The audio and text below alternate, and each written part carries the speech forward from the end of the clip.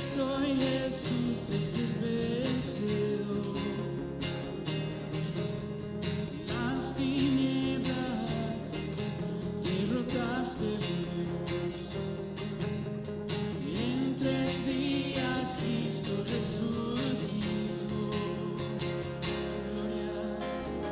Tu gloria, Señor, fluye hoy aquí más y más. No vas a parar, lo imposible en ti hecho está. Tu gloria, Señor, fluye hoy aquí más y más. No vas a parar, lo imposible en ti hecho está.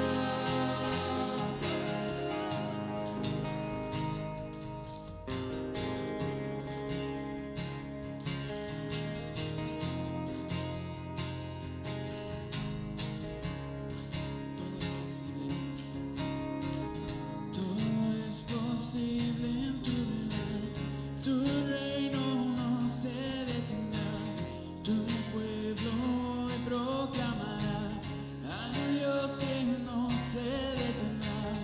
Todo es posible en tu verdad, tu reino no se detendrá, tu pueblo hoy proclamará al Dios que no se detendrá. Todo es posible en tu verdad, tu reino no se detendrá, tu pueblo hoy proclamará a Dios que no se detendrá. Todo es posible en tu verdad, tu reino no se detendrá, tu pueblo hoy proclamará a Dios que no se detendrá.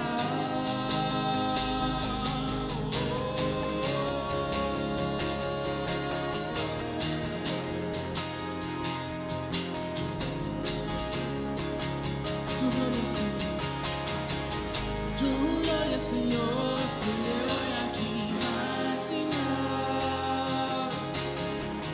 No vas a parar, lo imposible en ti hecho está.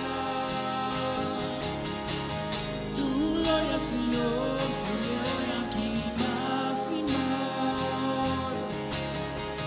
No vas a parar, lo imposible en ti hecho está.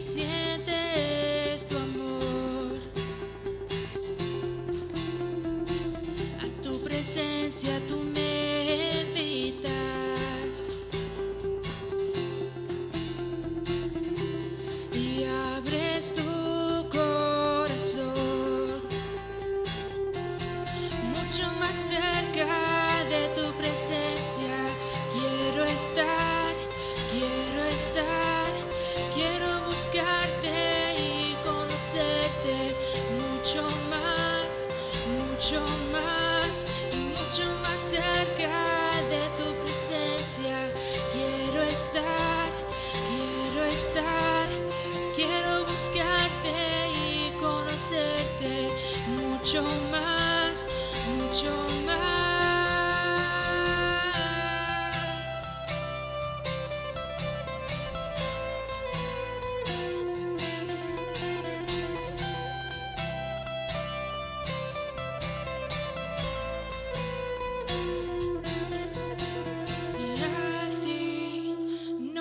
Acercamos de ti, soy aceptado, tu amor inunda mi corazón.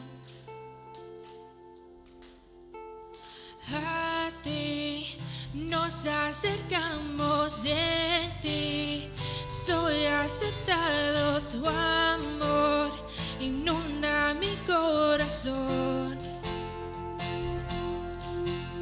Y a ti nos acercamos de ti, soy aceptado, tu amor inunda mi corazón.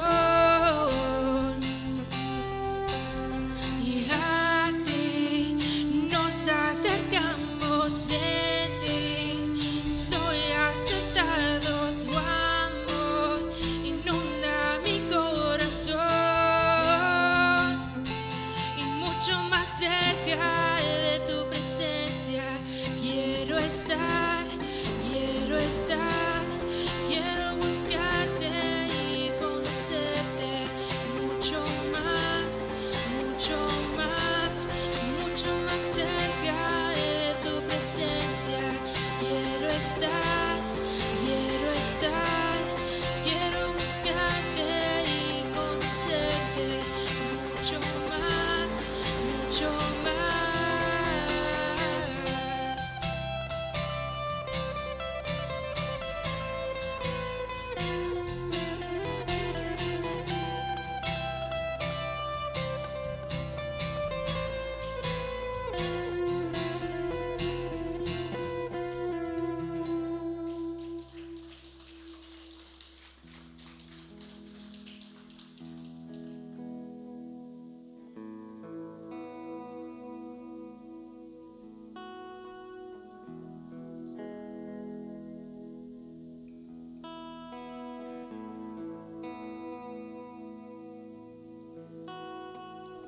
Cansado de naufragar, las olas vienen y van.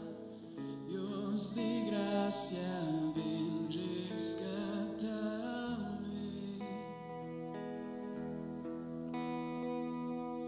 Necesito oír tu voz, el susurro de tu amor, que me dice todo estará bien.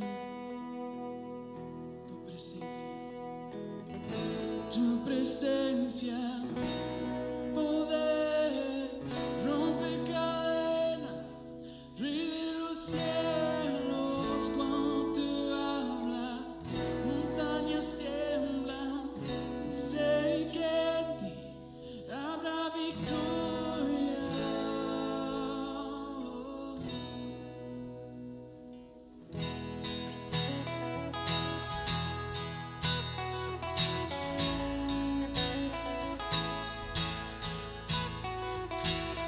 Toma los pedazos, Dios, te entrego mi corazón. Límpiame, restaurame. Tu presencia, tu presencia, tu poder, rompe cadenas, Rey de los cielos. Cuando tú hablas, montañas tiemblan, y sé que en ti habrá victoria.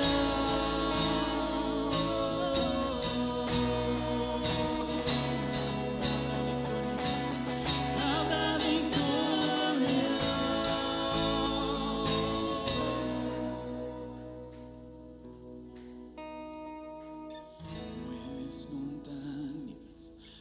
rompes murallas, abre los cielos, Dios poderoso, vencedor, siempre a mi lado está.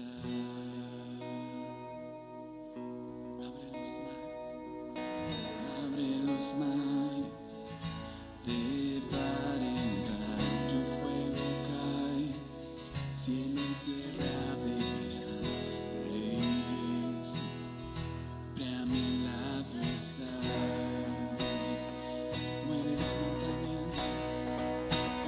Mueves montañas, rompes murallas, abre los cielos, Dios poderoso, vencedor, siempre a mi lado estás.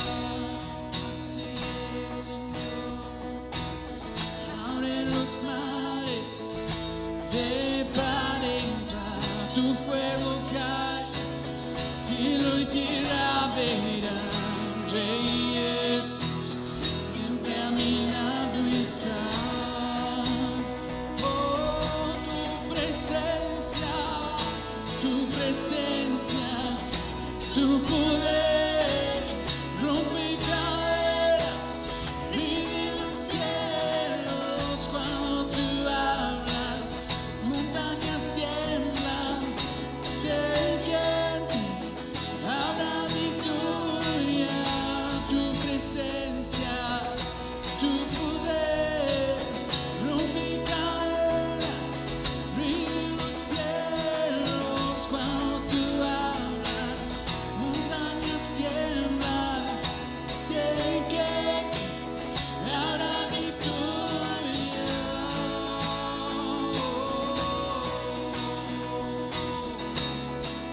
Habrá victoria, Señor, habrá victoria. Solo en ti habrá victoria.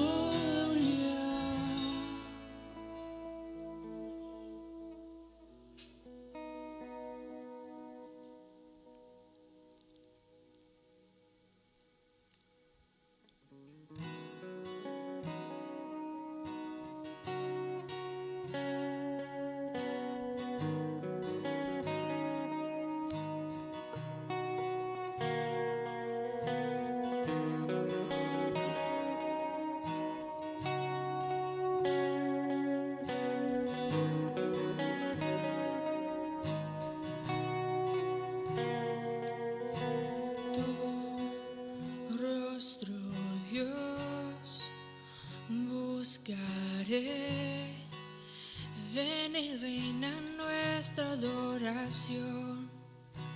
Tu voluntad, Señor, a ver te cambias nuestro corazón. Y muestra tu gloria, muestra tu gloria. Me asombro y me postro ante ti. Muestra tu gloria, muestra tu gloria, que nuestro corazón arda por ti.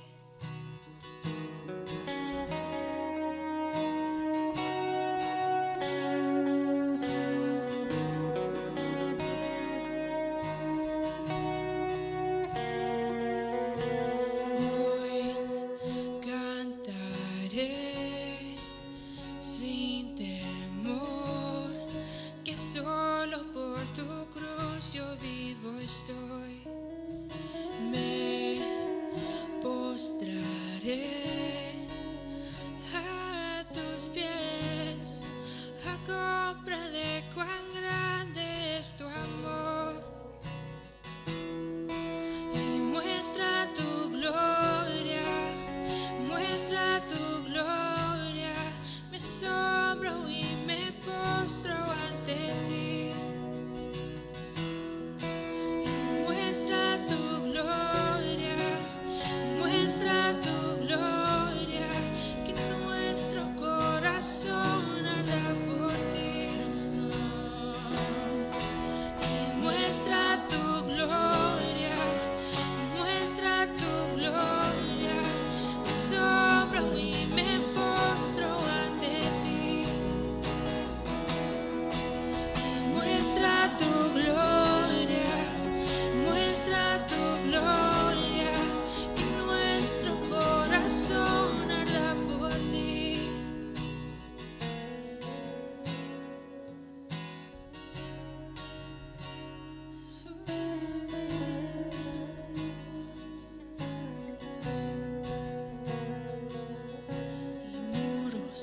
caerán, el miedo huirá. Aquí lo harás, pues todo lo haces nuevo, Dios. Puedes sanar vidas, cambiar. Aquí lo harás, pues todo lo haces nuevo, Dios. Y muros caerán, el miedo huirá.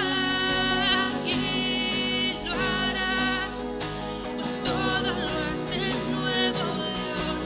Puedes sanar vidas, cambiar. Aquí lo harás, pues todo lo haces nuevo, Dios.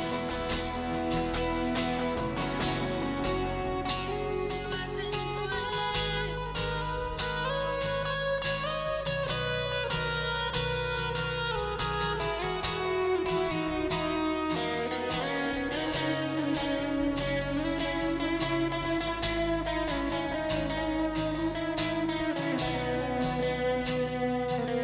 y muros caerán, el miedo huirá.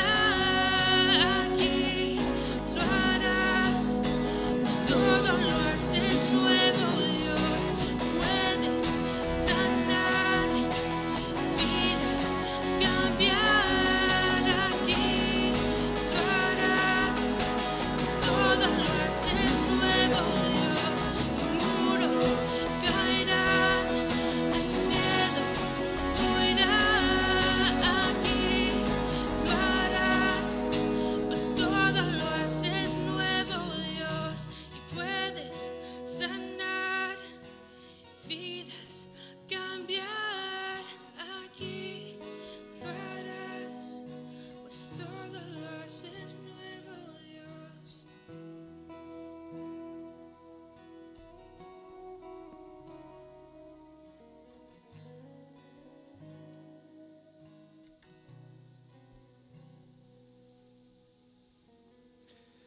Y Padre Celestial, esta mañana, como cualquier otro día de la semana, se trata de ti. Ayúdanos a glorificar tu nombre con un corazón tranquilo. Sabes cómo nuestra mente vaga en nuestros planes, en preocupaciones actuales y pensamientos, angustias del mundo. Ayúdanos a apartar esos pensamientos y enfocarnos en ti y en tu gloria esta mañana.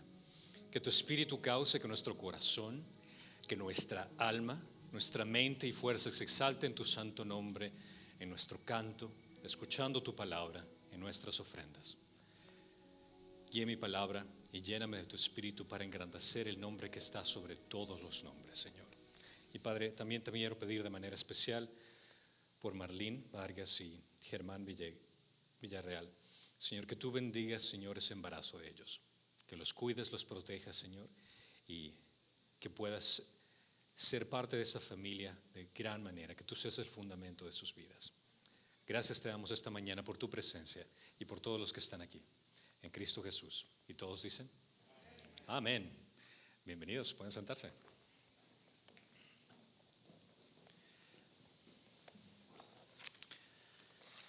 Un gusto de verlos aquí nuevamente.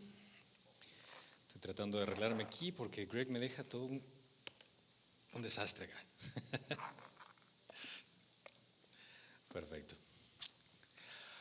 Bueno, para los que no me conocen, soy Pastor Cristian, es un gusto poder enseñarles la palabra de Dios nuevamente. Para aquellos que me conocen, la última vez que me vieron tal vez fue cuando estaba enseñando el libro de Efesios, que me tomó 5 años hacerlo, pero gracias a Dios lo terminé. Ahora voy a comenzar con otro libro, que es el libro de Gálatas, que lo voy a terminar, si no es en otros 5 años, hasta cuando Dios permita o nos lleve a su presencia, lo que venga primero. Así que estoy dispuesto a cualquier cosa ahorita. Así que abran sus Biblias al libro de Gálatas. Y vamos a comenzar acerca de este libro, que es una epístola corta que hizo Pablo, pero una de las más grandes en influencia. Es increíble cómo Romanos y Gálatas, si comparas estas dos cartas que hizo Pablo, son muy similares en el sentido del tema que tienen para ofrecer. Pero el estimado que tiene específicamente aquí la carta de Gálatas se lo podría decir como un pequeño libro de Romanos. Así de importante es. Si analizas 2 de Corintios y Gálatas, defienden la autoridad apostólica de Pablo y contiene un resumen acerca de lo que él enseñó. Aquí vemos en Gálatas específicamente, a ver si me sirve. Perfecto. De la importancia de este libro. Encontramos que en la iglesia primitiva, a medida que se producía la separación del judaísmo con el cristianismo, la carta de Gálatas sin duda ayudó a aclarar esta división que ocurrió.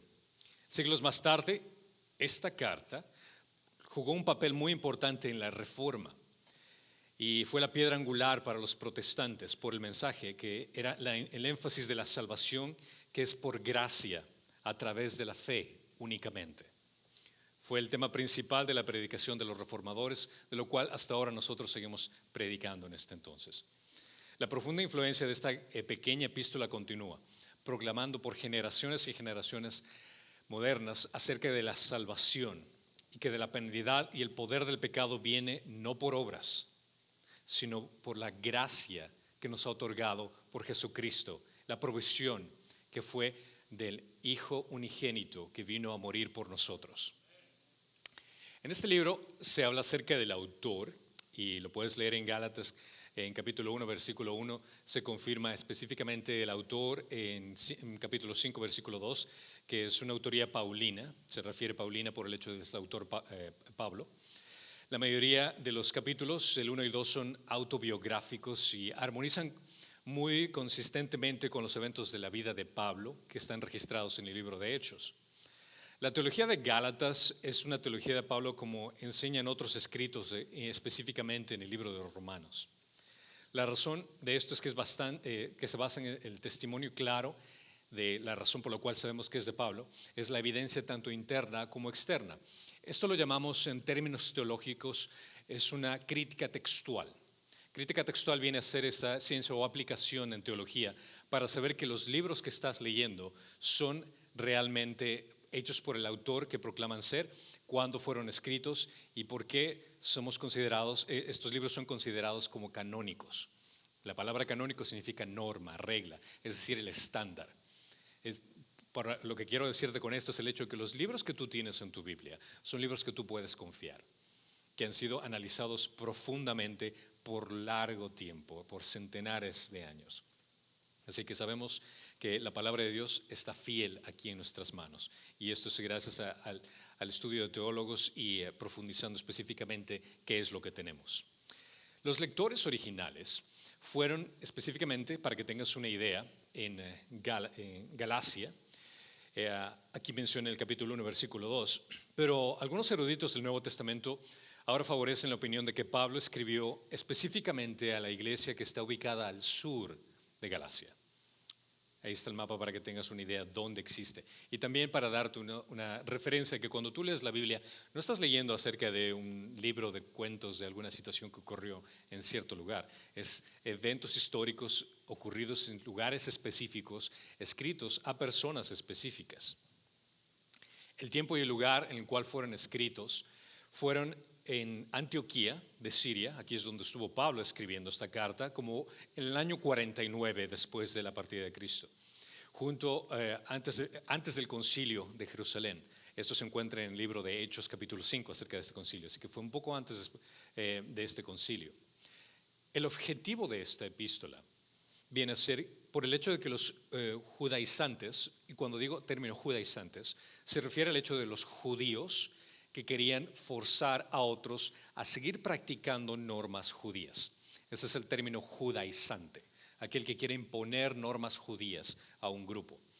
Entonces los judaizantes de Galacia desacreditaron a Pablo acerca de su autoridad y comenzaron a proclamar un evangelio falso.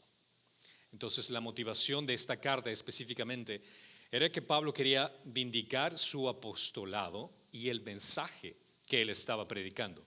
Esto lo vas a encontrar en los primeros 2 capítulos de esta carta. Pablo demostró de manera convincente que su apostolado y su mensaje vinieron por revelación y que era específicamente su apostolado mandado por Cristo.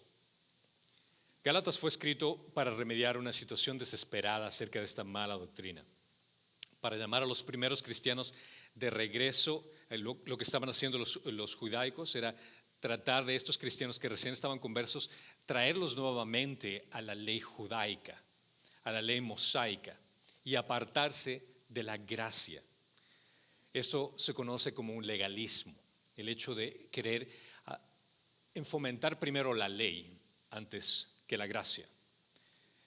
Esta es una declaración enfática de la salvación que Pablo menciona en esta carta, que aparte de las obras, y es tan relevante hoy como cuando fue escrita originalmente, que las obras no nos salvan.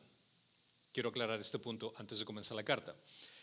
Cuando hablamos acerca de obras, quiero decir el hecho de que nuestra salvación no depende acerca de nuestro comportamiento, no depende acerca de si es que cumples o no cumples la ley, ni a qué iglesia vayas, ni cuántas veces lees la Biblia. Ese tipo de cosas no puede borrar tus pecados, y ese es el gran problema que todos nosotros tenemos, porque la paga del pecado es la muerte. Y nuestras obras buenas, nuestro desempeño, no puede borrar los pecados. De la misma forma que si es que un criminal se encuentra en la corte y le dice al juez: señor juez, yo sé que violé y maté a esta persona, pero yo doy de comer a los pobres, ayudo al necesitado, lavé su carro antes de entrar aquí. El juez no le va a decir: bueno, porque eso me hiciste, te voy a dejar libre. No, al contrario, eso es irrelevante. No importa la cantidad de cosas buenas que hayas hecho en tu vida o que también hayas cumplido las normas de tránsito o cualquier cosa que hayas hecho, nada de eso puede borrar el crimen que acabas de cometer. Por ende, eso también se aplica, y eso es una ilustración para que tengan entendido nosotros. Cuando hacemos cosas para obedecer la ley, eso no puede borrar el hecho de que nosotros ya quebrantamos la ley. Nada de lo que nosotros hacemos puede borrar nuestros crímenes que hemos cometido. Aun si es que a partir de este momento, digamos que tú decides desde este instante cumplir al pie de la letra cada uno de los mandatos de la ley, aún así tendrías que pagar las consecuencias por todos los crímenes que cometiste anteriormente. Por ende, tus obras no pueden salvarte. Y este es el mensaje que Pablo quiere enfatizar en esta carta. Por eso les escribió a los Gálatas, que estaban lidiando con este problema. Un grupo de falsos maestros, falsos apóstoles o profetas, estaban enseñando una doctrina completamente equivocada. Estaban mandándolos nuevamente al legalismo. Y la Biblia fue escrita específicamente para esta iglesia. Y quiero especificar también este punto, porque muchas veces nosotros consideramos que la Biblia fue escrita para nosotros. Pensamos que esta es una colección de cartas, y he escuchado la frase que dice: es una colección de cartas de amor que fueron escritas para ti. Y suena muy lindo, realmente te hace sentir muy bien el corazón, pero no es así. La Biblia no fue escrita para nosotros. La Biblia, cada uno de los libros que tú encuentras, es un autor que escribió con un mensaje específico para un grupo de personas específico, con una intención específica. Ahora resulta, por ejemplo, en este caso, Gálatas, el hecho de que Pablo escribió a un grupo de cristianos en ese entonces que estaban lidiando con un conflicto de una mala enseñanza que estaba divergándolos del Evangelio. Por ende, nosotros, al leer esta carta, siempre leemos en esa perspectiva.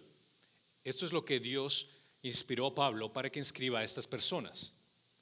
Yo no puedo tomar pasajes de la Biblia y apropiármelos como que si fueran míos. Yo no puedo tomar promesas que no me pertenecen y aplicármelas como que si fueran para mí. Sería como el hecho de que si estuviera en caso, digamos, con mi hermano Víctor, que tiene una herencia, y de pronto yo me meto en la oficina y digo: yo reclamo que esa herencia también es mía. Víctor va a decir: ¿qué te pasa? O sea, este no es tu papel, ni siquiera tu nombre está escrito. De la misma forma, tú no puedes tomar pasajes de la Biblia y decir: esta promesa me pertenece, esto es para mí. No, tienes siempre que analizar lo que se encuentra en la Biblia y entender el contexto, quién lo escribió, para quién lo escribió, por qué lo escribió. Una vez que entiendes ese principio, puedes tomar la aplicación que podemos aceptar ahora en la actualidad. Entonces, en interpretación, siempre existe solo una interpretación. La Biblia tiene una sola interpretación. En cada uno de los libros, cada uno de los autores tuvo una interpretación, y era la intención original que el Espíritu Santo utilizó para inspirar a cada uno de ellos a escribir a cada una de estas iglesias o cada una de estas personas, sea cual sea el caso. es una sola inspiración, una sola interpretación. La aplicación, eso es algo diferente. Si leo esta carta en Gálatas, lo que aprendo de ellos, la enseñanza que les dieron a ellos, puede aplicarse en mi vida para que yo no pueda cometer el mismo error que ellos cometieron. Esa es una gran diferencia. Entonces, siempre hay que leer la Biblia en este sentido, en una perspectiva de terceros, pero al mismo tiempo entendiendo de que yo también soy afectado al recibir la misma aplicación de lo que están recibiendo ellos. Partiendo de este punto, cuando leemos esta carta, vamos a toparnos con ciertas características que incluso vamos a ver en la actualidad. Vamos comenzando con el saludo. En el capítulo 1, vamos todos a Gálatas, capítulo 1.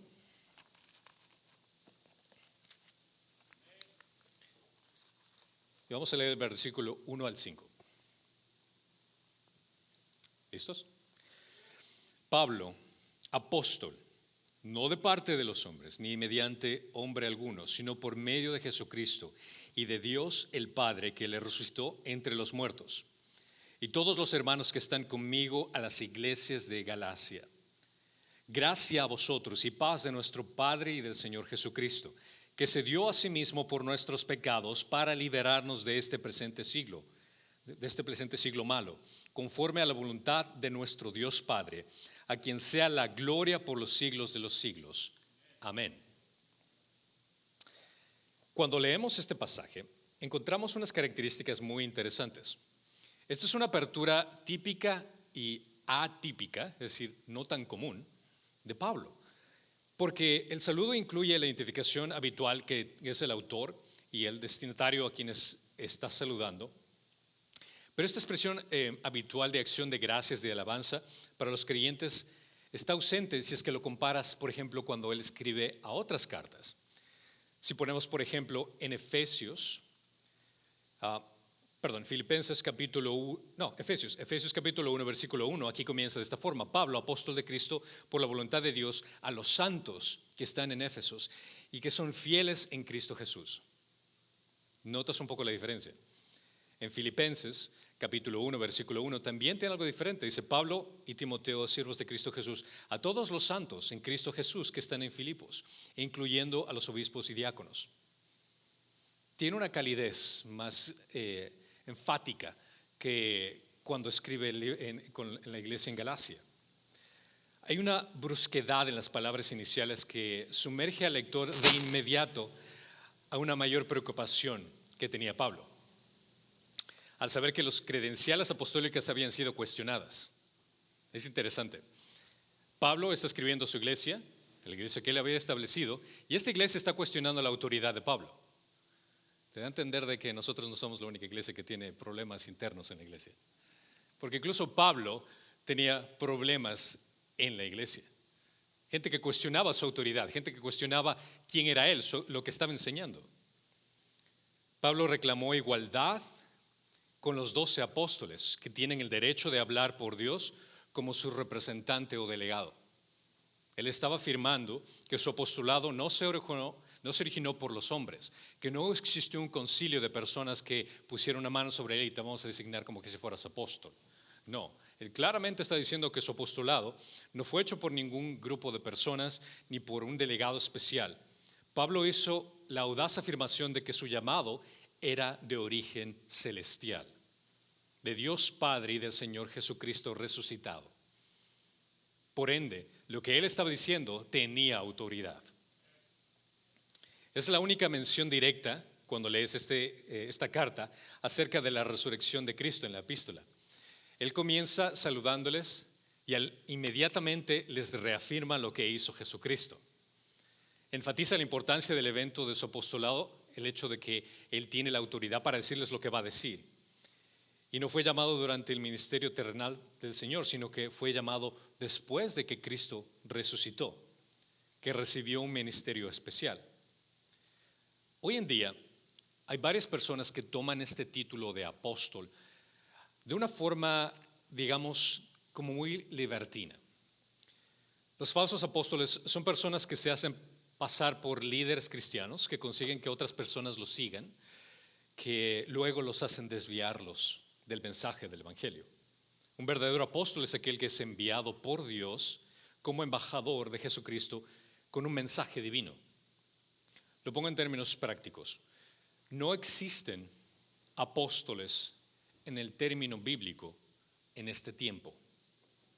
¿Por qué me refiero con esto? Es el hecho de que un apóstol únicamente es designado por Dios. En este caso, los 12 apóstoles fueron designados por Jesucristo directamente. Pablo fue designado por Jesucristo directamente. Y las características para que sea un enviado, lo cual significa la palabra apóstol, enviado, es el hecho de que primordialmente haya sido partícipe del ministerio de Jesús y que haya sido testigo ocular de la resurrección de Jesucristo. Ahora, ¿quién calificaría para eso ahora? Absolutamente nadie. Pablo fue designado después, él no estaba en el ministerio, no sabemos si es que él estuvo presente en la resurrección, pero él fue designado después por el mismo Jesucristo. Por eso le da esa autoridad exclusiva a él. Entonces, en el término bíblico no existen apóstoles ahora. Si es que escuchas a alguien que se está nombrando apóstol, depende en qué sentido lo está diciendo. Si está diciendo el sentido, el significado de la palabra que significa enviado, entonces yo podría nombrar a Erubey, por ejemplo, apóstol, si es que yo quiero que él vaya a México a predicar el Evangelio, que yo lo instruyo y yo le enseño para que él vaya a predicar el Evangelio. Él sería técnicamente un apóstol porque yo lo estoy enviando. De la iglesia él es el enviado, sería, entre comillas, apóstol. Pero, si es que Erubey va con ese título, ¿qué creen que la gente va a pensar? Algo totalmente diferente, porque cuando relacionamos el tema de apóstol viene específica y exclusivamente con aquellos que fundaron la iglesia, con aquellos que establecieron el fundamento de lo que hoy nosotros conocemos como iglesia. Y ya no necesitamos más fundadores ni nadie que tenga que renovar el principio de la iglesia. Por ende, ese término es un término que diríamos, debes de tener cuidado si es que escuchas a alguien que lo usa de esta forma. Los falsos apóstoles están motivados en la actualidad, lamentablemente, por codicia, por lujuria o por poder. Segunda de Timoteo, capítulo 3, del 1 al 8, y quiero que vayamos a este pasaje. Segunda de Timoteo, capítulo 3, del 1 al 8, describe los dichosos profesores, estos dichosos profesores con más detalle. Segunda de Corintios, capítulo 3, del 1 al 8.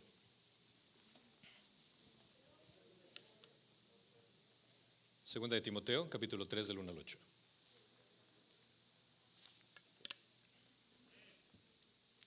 Y dice, porque debes saber esto, que en los últimos días vendrán tiempos difíciles, porque los hombres serán amadores de sí mismos. No creo que esté pasando eso ahora, ¿verdad?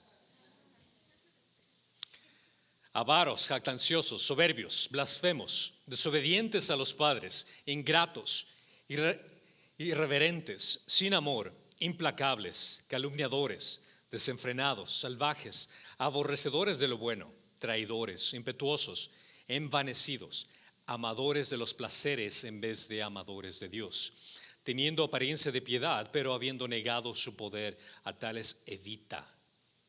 Porque entre ellos están los que se meten en las casas y llevan cautivas a las mujercillas cargadas de pecado, llevadas por sus diversas pasiones, siempre aprendiendo que nunca pueden llegar al pleno conocimiento de la verdad. Esta es una descripción acerca de lo que estamos viviendo en la actualidad. Como hay muchas iglesias, y lamentablemente tengo que decir que son iglesias hispanas la mayoría, hay también muchísimas anglosajonas, pero la mayoría de iglesias hispanas que tienden a dejarse llevar por personas que tienen influencia y carisma para envolver a la gente. Y son mega iglesias, que son miles de personas que asisten a estas iglesias, donde enseñan un evangelio de prosperidad, un evangelio donde te enseñan que tu mejor vida es ahora, que todo lo que necesitas es a Dios, que te va a dar una mejor casa, una mejor esposa, una mejor vida, una buena cuenta bancaria y no vas a tener ningún problema por el resto de tu vida. Esos son los tipos de maestros, entre comillas, falsos pastores, apóstoles o profetas, que enseñan al hecho de que lo mejor que vas a obtener es aquí en este mundo y te enfoques en el ahora. Pero eso es contrario a lo que dice en la palabra de Dios, ya que Jesucristo incluso claramente dijo, en esta vida tendrás tribulaciones. Ahora, nadie le gusta las tribulaciones. Pero esto es algo que Jesús dijo que nos iba a pasar a cada uno de nosotros. Vamos a tener tribulaciones. La mayoría de personas que asisten a estas iglesias van engañados o por el hecho de que escuchan cosas que les gusta oír. Por eso es lo que menciona específicamente al hecho de que serán amadores a sí mismos, aquellos que les hacen cosquillas en los oídos lo que están escuchando, me agrada lo que estoy escuchando, me hace sentir bien, me gusta el positivismo, el poder reclamar, declarar, arrebatar cosas, y realmente no tienen nada bíblico en todo esto. Es por eso que nosotros debemos de tener cuidado con este tipo de enseñanzas. Debemos de tener cuidado las cosas que escuchamos. Y la única forma de encontrar la verdad se encuentra en la palabra de Dios.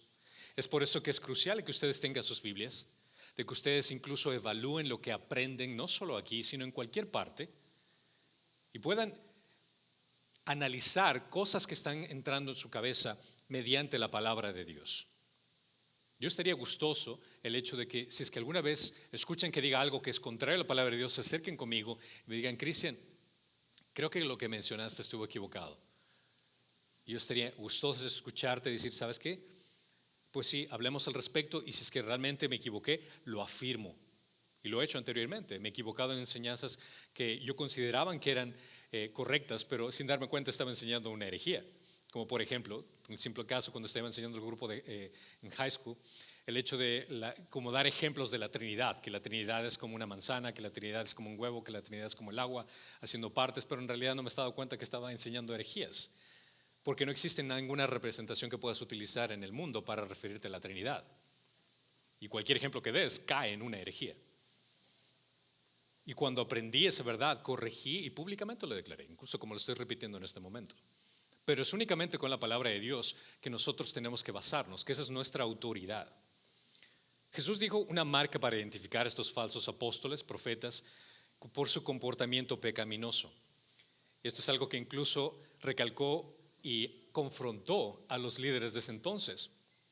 Cuando Jesús dijo, cuidados de los falsos profetas que vienen a vosotros, vestidos de ovejas, pero por dentro son lobos rapaces. Por sus frutos los conoceréis. Es decir, que su comportamiento, su estilo de vida, la enseñanza, ¿qué es lo que está produciendo? Analiza cada una de estas cosas y te puedes dar cuenta si realmente es un profeta, es decir, alguien que está predicando la palabra de Dios, o es un autoproclamado profeta que está solo queriendo embaucar a la gente para engañarla por dinero. Hay una historia que salió recientemente acerca de un apóstol muy conocido, muy popular, que tiene una mega iglesia que se está divorciando. Es triste. Lo peor de todo es que estaba escuchando gente, pastores, que lo estaban defendiendo. Y lo defendían de esta forma. ¿Quién dijo que una persona tiene que estar fuera de reproche? Perdón, ¿nunca has leído la Biblia? Una persona que enseña, que está enfrente de un púlpito, que se considera como un pastor y un líder, tiene que estar fuera de reproche, libre de reproche. Marido de una sola mujer. Y es interesante que solo por defender la reputación de este individuo están dispuestos a irse en contra de la palabra de Dios. Y esto es muy triste, muy triste. Porque no solo da un mal ejemplo al resto de la comunidad, sino que también está engañando a gente a pasar por alto faltas, a pasar por alto pecados, por el hecho de idolatrar a un ser humano. Y esto es muy peligroso. Muy peligroso. Judas también menciona aquí 4, dice, pero algunos hombres se han infiltrado encubrientemente, los cuales desde mucho antes estaban marcados para esta condenación. Impíos que convierten la gracia de nuestro Dios en libertinaje y niegan a nuestro único soberano y Señor Jesucristo. Estos son los falsos maestros, los falsos apóstoles que distorsionan o niegan la Biblia como la palabra inspirada e infalible de Dios. Aquellos que ponen sus preferencias, aquellos que ponen sus ideas, sus formas prácticas de cómo vivir en contra de lo que la palabra de Dios dice, cuando la palabra de Dios claramente enseña que es suficiente. Aquí leemos en las Escrituras, en 2 Timoteo 3:16, que dice, toda escritura es inspirada por Dios y útil para enseñar, para reprender, para corregir, para instruir en justicia, a fin de que el hombre de Dios sea perfecto, equipado para toda buena obra.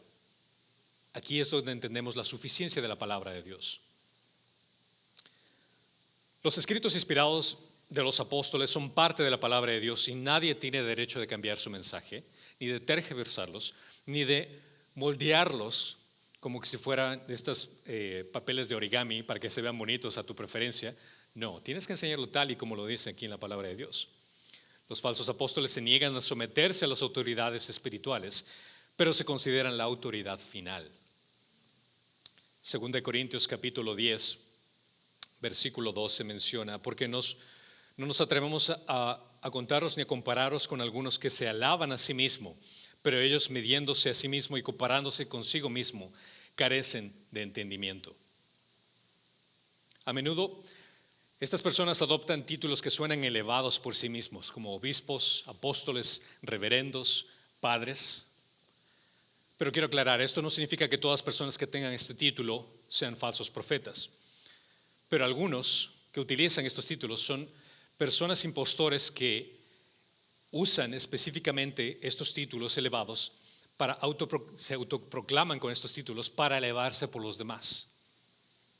Y tristemente logran engañar a la gente. Los falsos apóstoles pueden surgir en cualquier lugar donde la palabra de Dios no reine supremamente. Te lo digo de esta forma. Tú eres fácil de ser engañado si es que tú no lees la palabra de Dios. Tú no puedes distinguir qué es la verdad a menos de que entiendas que la verdad se encuentra en la palabra de Dios. Esta tiene que ser el fundamento. Desde iglesias organizadas que hacen estudios bíblicos en casa o cualquier tipo de reunión donde se abre la Biblia, siempre debemos estar en guardia con nuevas enseñanzas o revelaciones que no están sujetas a los consejos de Dios. En el seminario hay una anécdota que cuenta el presidente del seminario, me parece muy graciosa, que habla que él fue a visitar a sus suegros y el suegro sabe que él es un teólogo, estudia teología, es un maestro, tiene un doctorado. Y su suegro le pregunta, ¿qué hay de nuevo en la teología? Y él le responde, nada. No hay nada de nuevo en la teología.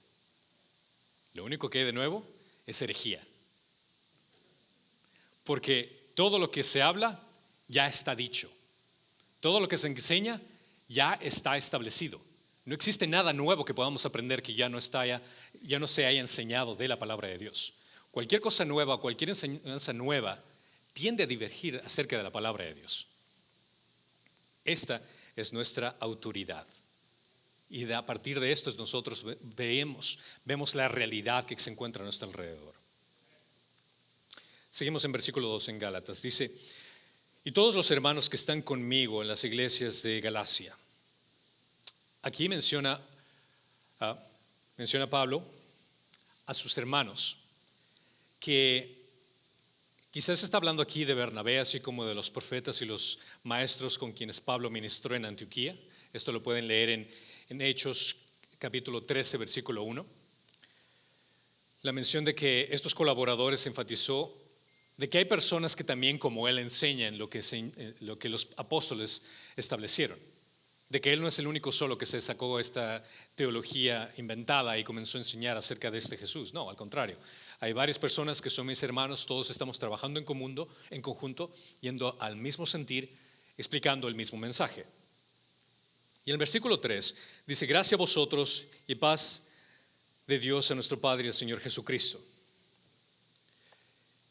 En esto Pablo siempre usó las bendiciones tradicionales en todas las cartas. Gracia y paz era una forma de dar la bendición a otra persona, es una expresión para que los lectores pudieran ser sostenidos por las diarias bendiciones de Dios, esa gracia y esa paz que se encuentran fuertemente en Dios nuestro Padre y el Señor Jesucristo. Y aquí creo que podríamos tomar una aplicación para nosotros también, el hecho de que cada vez que saludemos a alguien, utilicemos este tipo de norma, el hecho de bendecir a alguien, que Dios te bendiga. Me gusta la palabra en hebreo shalom, Shalom significa que la paz de Dios esté contigo. Que nada pueda disturbar esa paz que viene únicamente de Dios. Que todo esté en armonía cuando Dios esté presente en ti. Shalom. Es lo que los judíos dicen al saludarse o al despedirse. Shalom. Shalom. Considera también incluso el utilizar expresiones como que Dios te bendiga, pero no utilizarlo como un simple saludo, sino que realmente estás pidiendo una bendición para esa persona.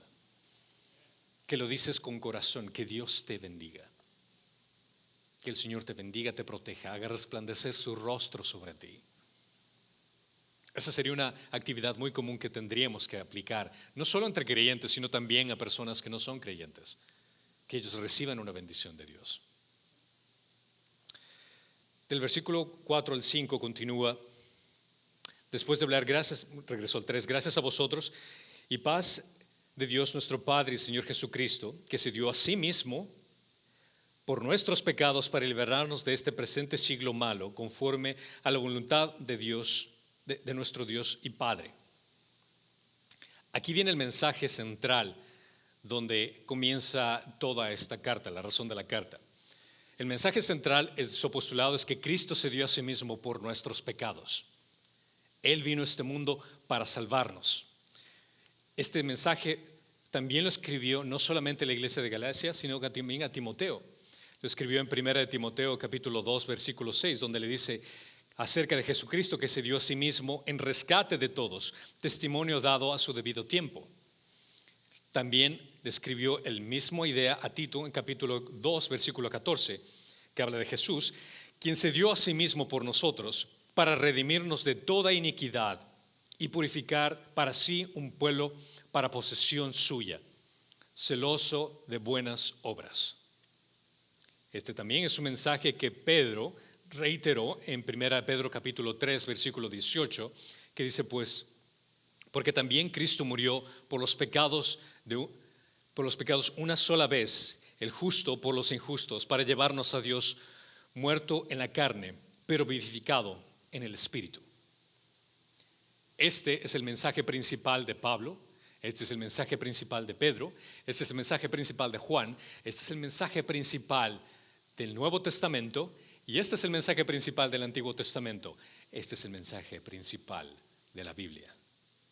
El hecho de que somos justificados por la muerte de Jesucristo, no por nuestras obras, no por nuestras credenciales, ni lo que nosotros podamos hacer.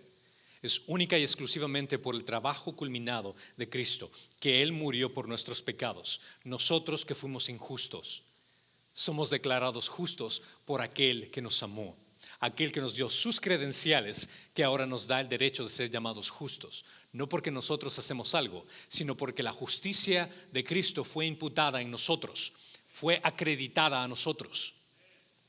Y es por eso que tenemos esa garantía de nuestra salvación. No en nuestras obras, no en nuestra capacidad, sino lo que Cristo ya hizo por nosotros. Jesús fue maldecido para que tú seas bendecido.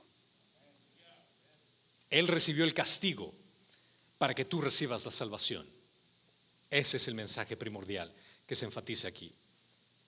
Su muerte fue voluntaria y final. Pudo satisfacer las justas demandas de Dios contra los pecadores. Reconcilió a las personas con Dios y proporcionó la redención humana. Cuando existe algún conflicto entre dos personas, usualmente la persona que causa el error, el lastimar a la otra persona, es la persona que tú esperas de que venga a pedir perdón.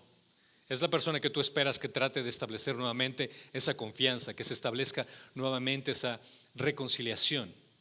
Pero aquí vemos totalmente lo contrario. Dios, siendo al cual ofendimos, Él vino a este mundo y Él fue el que nos buscó cuando ni siquiera nosotros lo estábamos buscando. Él fue el que nos rescató cuando nosotros no podíamos salvarnos a nosotros mismos. Él fue el que estableció la reconciliación por medio de su Hijo Jesucristo, cuando para nosotros era imposible. Él nos redimió, nos compró de regreso. Hay un libro fascinante que me gustaría que lo leas después, está en el Antiguo Testamento, Oseas. Es una ilustración impresionante acerca de cómo Dios envía a este profeta a que contraiga matrimonio con una prostituta. Y esta mujer le fue infiel varias veces. Se separaba de él a cada instante y este profeta fue llamado fielmente a buscarla. La traía nuevamente y ella se escapaba otra vez. Y lo peor de todo, ni siquiera era buena prostituta porque ella pagaba. Hasta que después ella quedó como una esclava. Y Oseas fue y la redimió, la compró. ¿Puedes imaginar el nivel de amor que existe ahí? No porque la persona se lo merezca, sino porque amor no es un sentimiento, sino una acción. El amor bíblico no se trata acerca de sentir esas mariposas en el estómago, no se trata acerca de sentirme agradable, sino el hecho de buscar el beneficio de la otra persona, buscar el bienestar de la otra persona, a pesar de que no se lo merezca. Eso es amor. Porque de tal manera amó Dios al mundo que dio a su Hijo. El amor demuestra en acción. Dios nos redimió, Dios nos compró de regreso. Redimió su creación para que ya no seas llamado solo una criatura de Dios, sino que ahora seas llamado un hijo, una hija de Dios. Gracias a lo que Él hizo por nosotros. Otro propósito de la muerte de Cristo es de rescatarnos del presente siglo malo. Liberar a los pecadores creyentes del poder del sistema mundial a través del cual Cristo mora en nosotros y nos ayuda a combatir al mundo, nos ayuda a combatir el pecado, nos ayuda a lidiar con aquellas cosas que nos hacen caer, aquellas cosas que nos hacen fallar. Dios no solo te salvó, sino que te está cambiando y te está renovando. Dios no solo te sacó de la cloaca, sino que también te está limpiando con su agua limpia, que es la palabra de Dios. Eso es amor. Este es el mensaje que Pablo estaba reiterando nuevamente a los Gálatas, que es su obra redentora, que Cristo cumplió la voluntad de Dios. Y esa era la mayor perspectiva que tenía Dios en la cruz. Que menciona aquí Gálatas 1:4, que se dio a sí mismo por nuestros pecados para liberarnos de este presente siglo malo, conforme a la voluntad de nuestro Dios Padre, a quien sea la gloria por los siglos de los siglos. Amén. Quiero que entiendas esto. Dios envió a su Hijo, Jesucristo, y Jesucristo fue a la cruz. ¿Y en quién crees que estaba pensando cuando estaba en la cruz? Hay muchas canciones que mencionan que te hacen sentir bien, como en inglés la mayoría he escuchado, que dice que cuando estaba en la cruz Él estaba pensando en mí, cuando estaba haciendo esto, y suena muy agradable, pero no es así. Jesucristo estaba pensando en la gloria del Padre. Todo es para Él. Todo es por Él. Jesucristo murió para glorificar al Padre, en el cual nosotros somos beneficiados de esa gloria. Nosotros recibimos ese beneficio de ese amor supremo, de esa gloria suprema.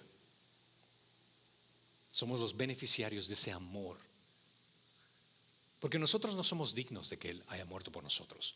No existe nada adorable ni simpático en nosotros para que haya muerto por nosotros, sino porque Él es amor. Demostró su amor por nosotros en que dio su vida por nosotros, miserables pecadores, que lo único que mereceríamos sería su castigo. Este es el amor de Dios por nosotros. Además, en esa obediencia, el Salvador glorificó a Dios, como lo menciona en Gálatas. En Juan capítulo 17:1 también lo menciona claramente. Estas cosas habló Jesús y alzando los ojos le dijo: Padre, la hora ha llegado, glorifica a tu Hijo, para que el Hijo te glorifique a ti. Su mente en la cruz, la gloria de Dios. Los beneficiados por esa acción, todos nosotros. Los santos redimidos además darán gloria a Dios para siempre debido a la obra redentora de Jesucristo. Gracias a quien es Él, nosotros somos considerados santos. Gracias a lo que hizo por nosotros, somos parte de esa familia de Dios. Santo significa ser tomados, separados aparte para una misión específica. Así que todos los que están en Cristo son considerados santos, separados. Pablo estaba trazando las líneas de batalla para tocar dos preocupaciones vitales en esta carta. Uno, él había firmado su propio apostolado, estaba aclarando quién era él. Y dos, declaraba que la base de la salvación del hombre radica únicamente en la obra de Cristo y no en ninguna obra humana. Te lo pongo en otras palabras. Es como que si estuvieras hablando con alguien y que tienes un conflicto y la carta comienza de esta forma. ¿Qué tal? ¿Cómo estás? Mucho gusto. Este es el problema que tengo contigo. Así comenzó la carta. ¿Qué tal? ¿Cómo estás? Gusto de verte, pero este es el problema que tengo contigo. Así de rotundo fue. Esta es la verdad que necesitas entender. Y quiero aclarar esto de una buena vez. De ahí continúa en la denuncia. Aquí es donde viene la parte seria, aquí es donde se pone buena la cosa. Donde viene el capítulo 6 al 10, que dice: me maravillo de que tan pronto hayáis abandonado al que os llamó por la gracia de Cristo para seguir un evangelio diferente, que en realidad no es otro evangelio, solo que algunos que os perturban y quieren pervertir el evangelio de Cristo. Pero si aún nosotros o un ángel del cielo os anunciara otro evangelio contrario al que los hemos anunciado, sea anatema. Como hemos dicho antes, también repito ahora, si alguno os anuncia un evangelio contrario al que recibisteis, sea anatema. Porque ¿busco ahora el favor de los hombres o el de Dios? ¿O me esfuerzo para agradar a los hombres? Si yo todavía estuviera tratando de agradar a los hombres, no sería siervo de Cristo. Ay. Fue rotundo el punto que estaba diciendo aquí. Pablo expresó su asombro e ira por la deserción de la iglesia en Galacia. Cuando comparas, por ejemplo, si es que tú has leído el libro de Corintios, te vas a entender de que hubo un conflicto en esta iglesia en Corintios por un comportamiento sexual inapropiado. ¿Quieren saber cuál es? Léanlo, esa es su tarea, 1 Corintios, lean todo el libro. El punto que quiero ir es el hecho de que Pablo fue muy fuerte al tratar con Corintios, pero aún así los trató con amor. Había un pecado dentro de la iglesia, pero aún así Pablo a la iglesia de Corintios se expresó, incluso desde el principio fue mucho más amable. Pero Gálatas fue diferente. Con la iglesia de Gálatas fue mucho más rotundo. A pesar de la profunda deserción moral de los corintios, Pablo, sin embargo, expresó elogios a los corintios. Pero la desviación teológica no era un asunto simple. Estaba enfatizando así la naturaleza más seria de la apostasía doctrinal. Apostasía significa el hecho de que si es que aprendes una verdad y caminas en esa verdad, dirigiéndote recto, caminando esa verdad, apostasía sería comenzar a divagarte, yéndote a otro lugar. Eso es apostasía, apartándote de la verdad. Entonces Pablo está enfatizando acerca de esta apostasía doctrinal. Ahora, una inmoralidad sexual está mal, pero apartarse del evangelio es peor, porque es una cuestión de vida o muerte. Estoy hablando de forma espiritual. Ellos estaban alejándose de la verdad. Versículos 6 al 7 dicen: me maravillo de que tan pronto habéis abandonado al que os llamó por la gracia de Cristo para seguir un evangelio diferente. El asombro de Pablo se produjo a un giro casi inconcebible de los acontecimientos. Los creyentes de Galacia estaban en el proceso de apartarse, el desertar. Desertar es una palabra en griego metatitese, que es como una deserción militar. Ahora, si conoces un poco acerca de la milicia, el desertar es una situación muy seria, muy seria. El desertar en una forma de una deserción militar vendría a ser como el hecho de que no estoy tal vez considerando irme por acá, estoy pensando, analizando si es que este evangelio de acá me gusta más o todavía estoy acá. No, la forma en que en la iglesia de Galacia estaban yendo es: voy para allá, o sea, no, voy para acá, no importa qué. A ese nivel estaban desertando la verdad. Y esa es la preocupación que estaba diciendo aquí Pablo, que estaba muy asombrado de la forma tan rápidamente, después de su última visita, Poco después de que él había partido de esta iglesia, falsos profetas, falsos maestros comenzaron un trabajo insidioso, un trabajo en el cual comenzaban a engañar a la gente. La salida no era simplemente de un sistema de teología, sino de Dios mismo. No se trataba acerca de un tema teológico que tal vez podrías divagar, que tal vez el hecho de que te gusten ciertas cosas que vayan en la iglesia o que no vayan en la iglesia, ok, eso puedes divagar, no hay problemas. Hay doctrinas y enseñanzas en las iglesias que podría ser de mano abierta, por ponerlo de esa forma. Okay, es entendible, podemos tener diferencias al respecto cuando se trata, por ejemplo, acerca de los últimos tiempos, de qué es lo que va a ocurrir en los últimos tiempos. Existen diferentes perspectivas teológicas, que no existe nada malo que puedan dos hermanos en Cristo tener diferencias teológicas, y está bien. Pero la de puños cerrados son diferencias en las cuales son fundamentales. Una, por ejemplo, el hecho de que Jesús es Dios. Eso no está para discusión. Él es Dios. Y si te parece que eso está equivocado, entonces estás en contra de la palabra de Dios, a ese nivel. Entonces, el que le había llamado a la gracia, el que les había llamado a la gracia a ellos, él estaba siendo puesto en cuestionamiento de que los Gálatas en este entonces estaban considerando tal vez la muerte de Jesucristo no fue suficiente y nosotros tenemos que hacer de nuestra parte. Ellos estaban abrazando un evangelio diferente, uno que era falso, un evangelio de legalismo, que agrega trabajo a la fe, pero esto no es el evangelio. No se trata de Jesús más cualquier cosa que puedas llenar en la línea. No es Jesús más obras, no es Jesús más religión, es únicamente Cristo y el trabajo culminado que Él hizo. Aquí Pablo se está enfrentando con una realidad de esta iglesia que estaba pervirtiendo el evangelio de Cristo. Pablo era consciente del hecho de que el momento que él estaba escribiendo la carta, en ese instante maestros estaban enseñando cosas equivocadas, que la confusión en la iglesia estaba incrementando. El falso maestro se aprovecha de la ignorancia de la gente de la palabra de Dios y la torcerá para elevar a los hombres por encima de Dios. Ahí es como te puedes dar cuenta de un falso maestro, aquel que te hace que dependas de él, te hace que dependas, que vengas a la iglesia porque solo él tiene la verdad, solo él puede ayudarte a interpretar la palabra correctamente. Esa es una señal de un falso maestro. Aquí va a escuchar una y otra vez, trae tu Biblia, lee tu Biblia, conoce la palabra de Dios. Nosotros te guiamos a que puedas depender más de Cristo, no de nosotros. La idea es, como pastores, como iglesia, equiparlos a ustedes para que ustedes puedan entender mejor cómo leer la palabra de Dios y ustedes leer en su casa y alimentarse espiritualmente en su casa.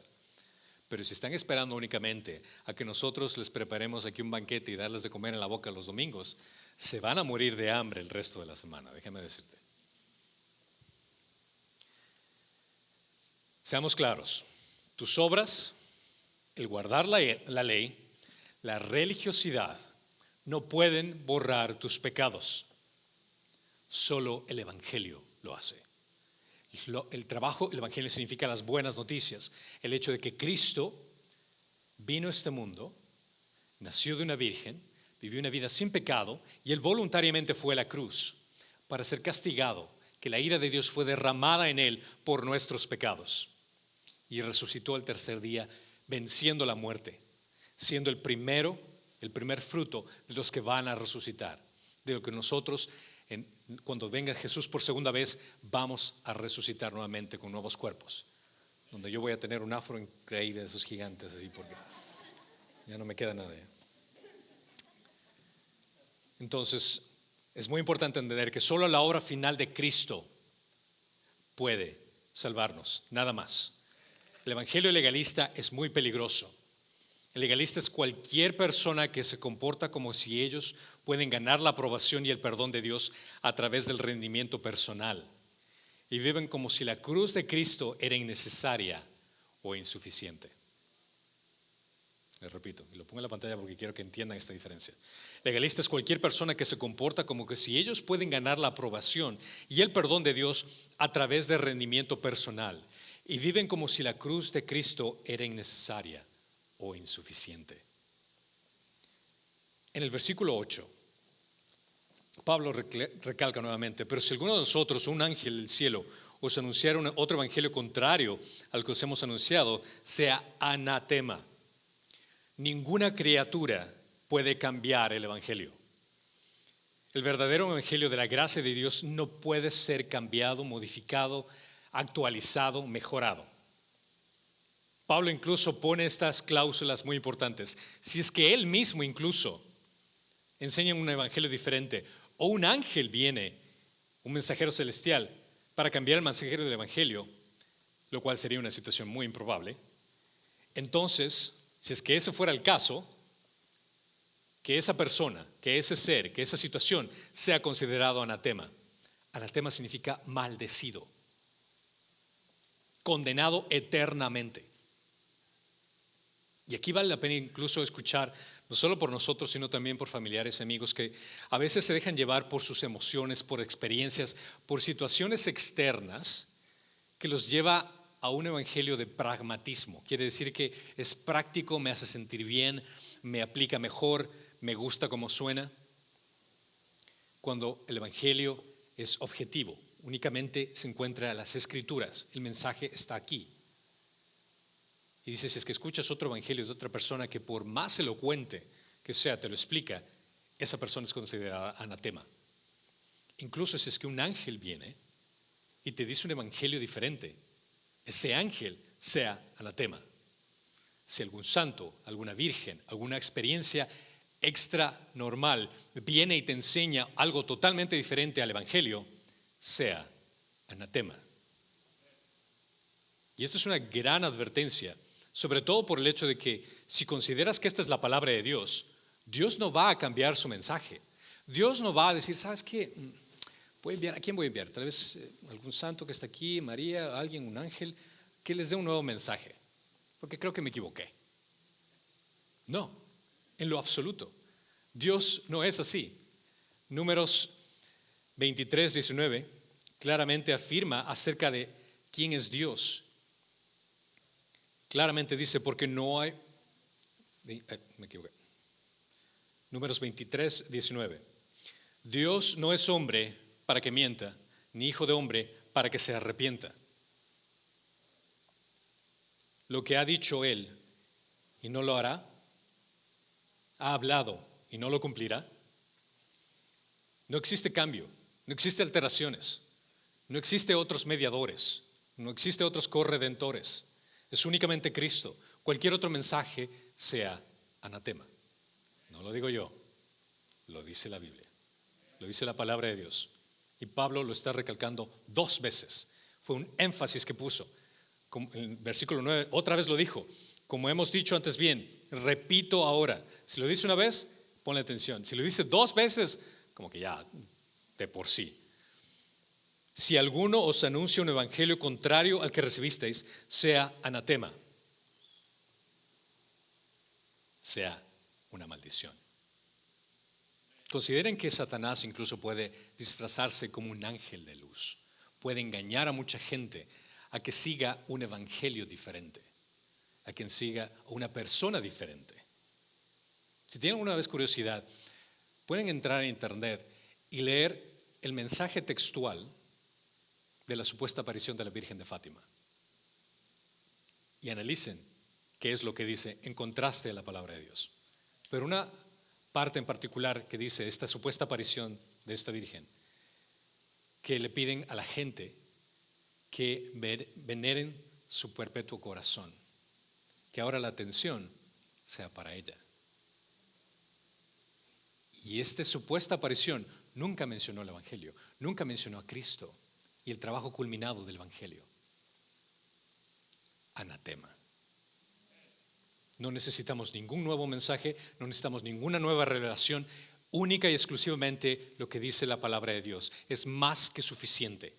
No necesito ninguna actualización.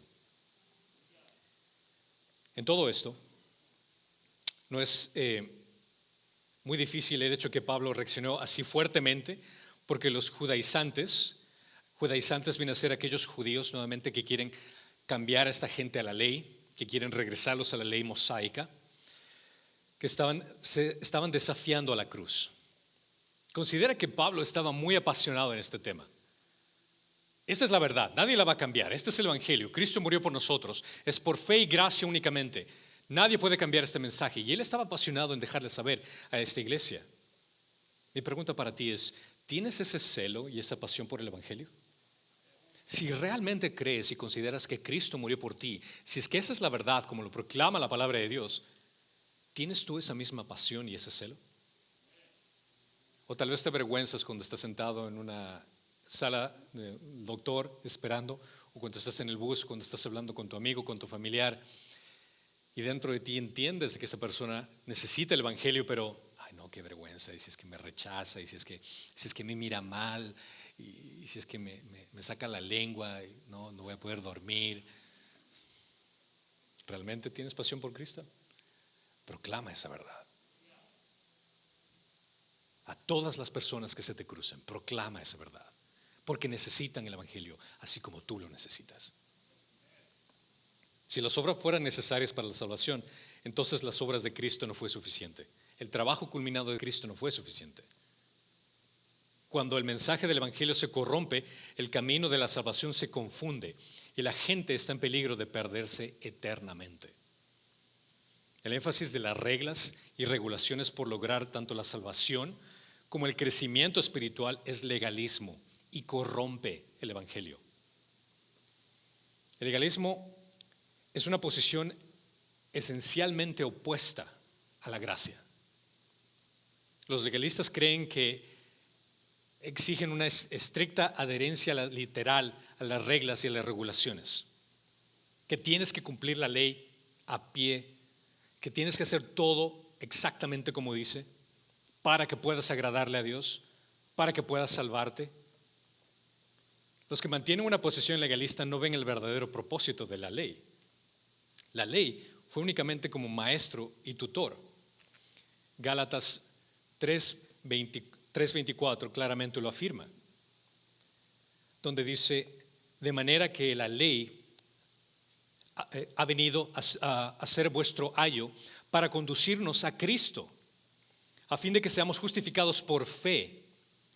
Pero ahora que ha venido la fe, ya no estamos bajo el ayo, pues todos sois hijos de Dios mediante la fe en Cristo Jesús. Es decir, que la ley, el cumplir los mandamientos, no te ayudan a agradar a Dios. Al contrario, eso te demuestra que tú eres desagradable para Dios. La ley únicamente te guía a que desesperadamente necesitas a Jesucristo, que por gracia Él cumplió la ley por ti. Esa es la gran diferencia. La ley solo expone nuestros fracasos y la necesidad desesperada que tenemos de Cristo. Pero incluso los verdaderos creyentes pueden ser legalistas. Juzgamos a otros por hacer cosas de las cuales nosotros tenemos una opinión fuerte al respecto, pero realmente que no son doctrinas esenciales. Por ejemplo, algunas iglesias enseñan que las mujeres tienen que cubrirse la cabeza, que tienen que usar falda, y si no lo hacen, eso es pecado. Que el estilo de música de la iglesia que utilizas también puede ser pecado. Que el bailar es pecado.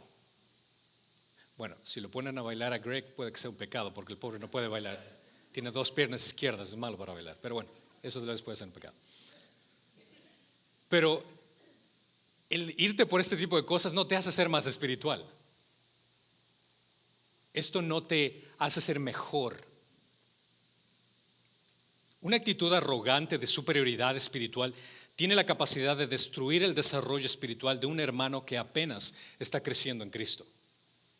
Si tú estás en el Señor y conoces de Él hace mucho tiempo y tú tienes una actitud de que ves a los demás de una forma inferior porque tú ya has crecido más, tu actitud arrogante puede lastimar a una persona que recién está creciendo en el Señor.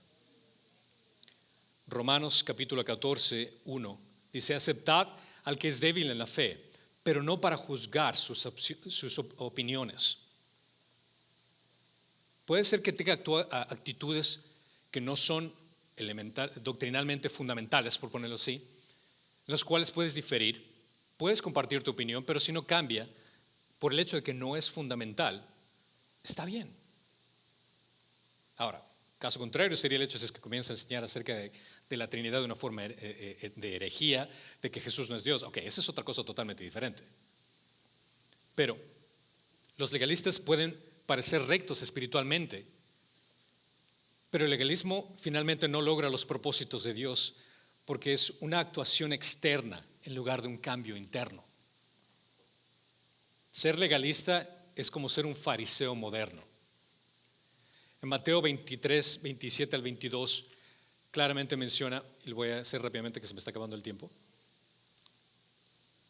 para que lo pongan en sus notas. Aquí es donde Jesús habla acerca de estos fariseos, que dice, ay de vosotros escribas y fariseos hipócritas, porque sois semejantes a sepulcros blanqueados, que por fuera lucen hermosos, pero por dentro están llenos de huesos muertos y de toda inmundicia. Lo que importa es lo que ocurre dentro, el cambio interno. Es necesaria una advertencia aquí. Si bien debemos ser amables los unos con los otros y tolerantes con los desacuerdos sobre asuntos que no son fundamentales, no podemos aceptar la herejía.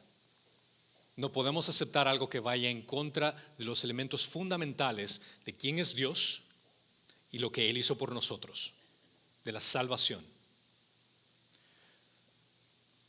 Un legalista es cualquier persona que se comporta como si ellos pueden ganar la aprobación y el perdón de Dios a través del rendimiento personal y viven como si la cruz de Cristo era innecesaria o insuficiente. Los judaizantes querían la ley más que Cristo, que cumplió la ley. Aparentemente los judaizantes habían acusado a Pablo de enseñar un libertinaje, el hecho de que no tienen que obedecer la ley, por el hecho de que quería agradar a los gentiles.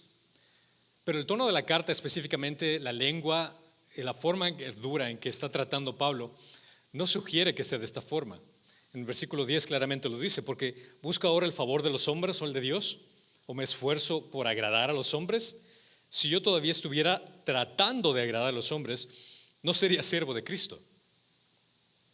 Los que agradan a los hombres simplemente no arrojan anatemas, así, o te maldigo de esta forma, para proclamar falsos evangelios. En este mundo, que no somos parte de Él, en ese sentido, a pesar de que vivimos a Él, nuestro comportamiento al seguir a Cristo va a ser cuestionado. Por el honor y el amor que tenemos a Cristo y nuestra obediencia por causa del Evangelio, la gente va a cuestionar tu forma de ver el mundo. Pero el punto es este: ¿piensas agradar al mundo o piensas honrar a Dios? Porque va a haber situaciones donde tú vas a estar en una posición donde no vas a ser aceptado, ya sea en familia, amigos, grupos, escuela, trabajo, por tu fe. Pero es ahí donde se prueba realmente dónde está depositada y plantada tu fe. Si quieres agradar al mundo, déjame decirte que no vas a agradar a Dios. Pero si agradas a Dios, vas a tener persecución en este mundo. Eso fue una promesa que Dios nos hizo. Jesucristo claramente dijo, en este mundo tendrán tribulaciones. La libertad de vivir en obediencia sin condenación es un privilegio que nosotros tenemos en Cristo. Nosotros no tenemos que obedecer la ley. Nosotros podemos obedecer la ley. Tenemos la libertad y la gracia en Cristo de cumplir la ley no por obligación, sino por amor. Cuando leemos la palabra de Dios y dice no mentirás, nosotros dejamos de mentir no porque eso nos va a llevar al cielo, sino porque esa es la forma en que nosotros demostramos amor y agradecimiento a Dios por lo que Él ya hizo por nosotros. No vamos a ser populares siguiendo a Cristo, y está bien. Seremos perseguidos y enfrentaremos tribulaciones por nuestra fe, y está bien. Pero no negaremos a nuestro Señor Jesucristo, a nuestro Salvador, por el hecho de querer agradar a las personas, ni con nuestras palabras, ni con nuestras acciones, ni con nuestro legalismo. Amén. Oremos. Amado Padre, que estás en los cielos y en medio de nosotros, santificado sea el nombre de Jesús, que está sobre todo nombre. Anhelamos que tu reino de perfección y justicia se establezca tan pronto en este mundo que tanto te necesita. Pero hasta que esto suceda, recuérdanos que cada momento de nuestras vidas es por tu sacrificio que somos dignos de llamarnos tus hijos. Te pedimos perdón por nuestros pecados, por nuestra justicia propia, nuestra arrogancia y por no ponerte a ti en primer lugar en nuestras decisiones, en la búsqueda de satisfacción en las cosas del mundo o en la admiración de la gente, en lugar de completamente estar satisfechos en ti. Santo Padre, no permitas que el enemigo nos engañe con sus mentiras, que nos hace caer en el pecado o en una falsa doctrina. No permitas que personas malvadas con malas intenciones se acerquen a nuestras vidas o a las vidas de los que amamos. Reconocemos que nuestras vidas fueron creadas para traerte gloria y honor y pedimos sabiduría para cumplir con nuestra misión en cada momento de nuestra existencia, porque tuyo es el reino, el poder y la gloria por siempre. Amén.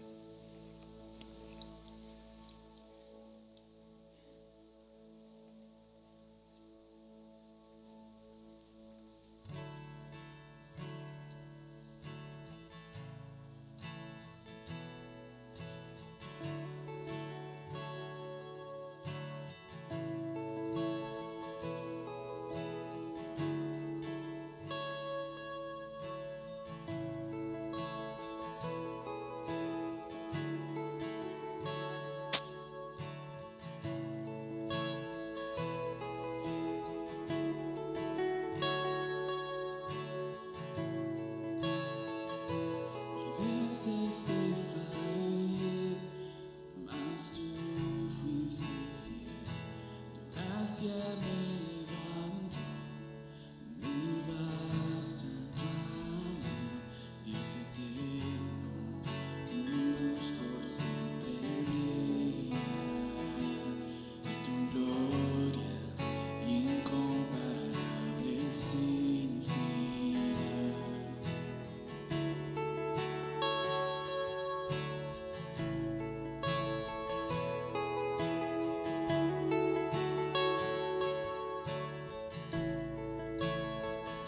Señor, tu voluntad permanecerá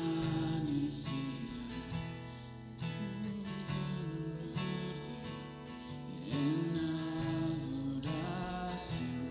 Dios eterno, tu luz por siempre brillará y tu gloria incomparable sin fin. De mi corazón te doy el control, consume todo mi interior, Dios, justicia y amor me abrazan, Señor, te amo desde mi interior.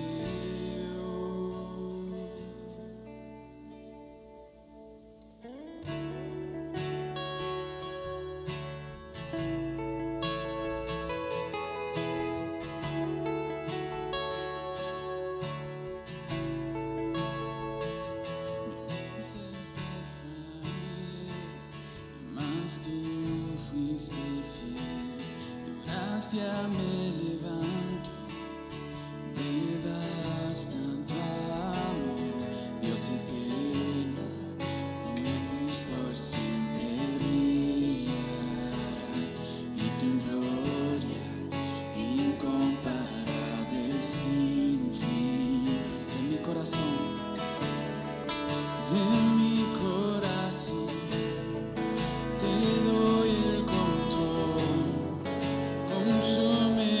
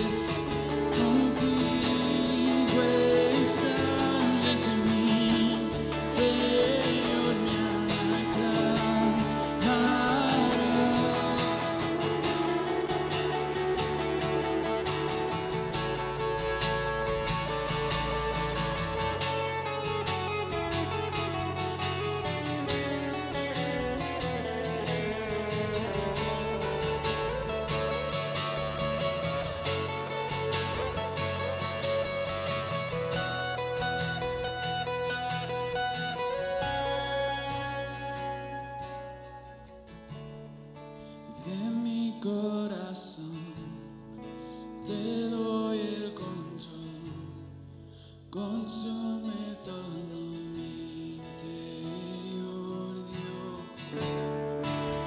Justicia y amor me abrazan, Señor, te amo desde mi interior, Dios eterno, tu luz por siempre brillará, tu gloria incomparable sin final, el clamor de mi ser es contigo estar desde mi interior, mi alma clamará, Dios eterno, tu luz por siempre brillará y tu gloria incomparable sin final, el clamor de mi ser es contigo estar desde mi interior, mi alma clamará desde mi interior, mi alma clamará.